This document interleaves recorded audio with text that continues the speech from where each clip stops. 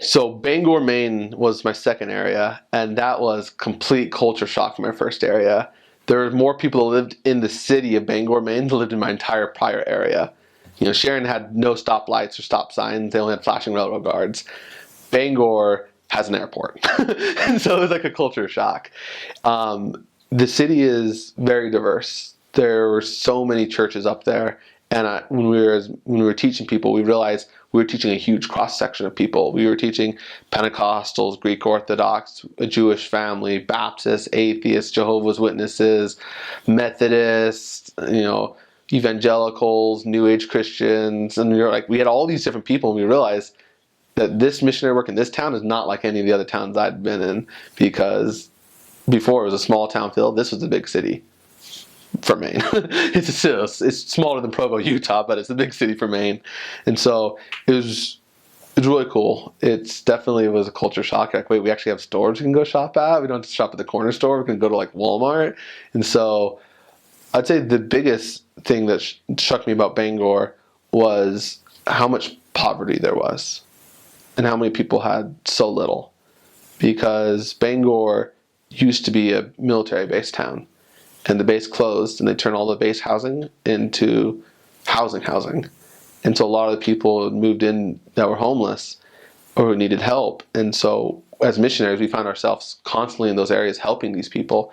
And it was amazing to see what the gospel can do in people's life, and to see people who are trying to pull themselves up out of the slums and help and give them the gospel, which takes the slums out of them. And then to see people who just didn't really care. And it was heartbreaking to see those two extremes. And it was, you'd walk down the street. One person who was taking care of their house, and they loved their kids, and they did all these things, and they were friendly, and they were nice to us, or they would meet with us. And you had the person next door who house was run down. They really just didn't take any ownership in anything. And you try to teach them the gospel, and they're just like, what can it give me? And it was just an amazing mentality, the difference between how can it make me a better person, and then what will you give me for this gospel?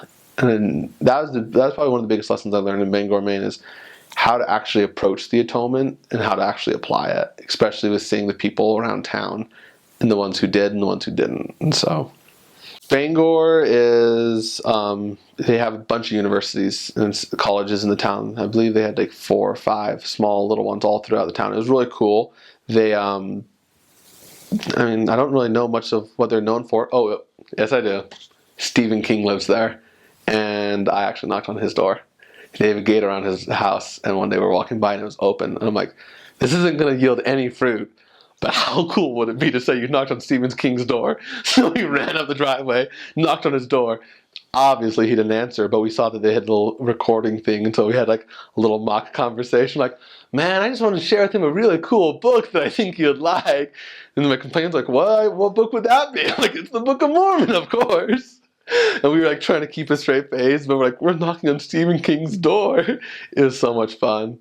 But yeah, so that's probably the biggest thing with Bangor, is it's known for where Stephen King was from, and there's a lot of old school architectural buildings. Like, their old churches are amazing. They feel like you're in a cathedral almost, with the architectural design of the churches up there.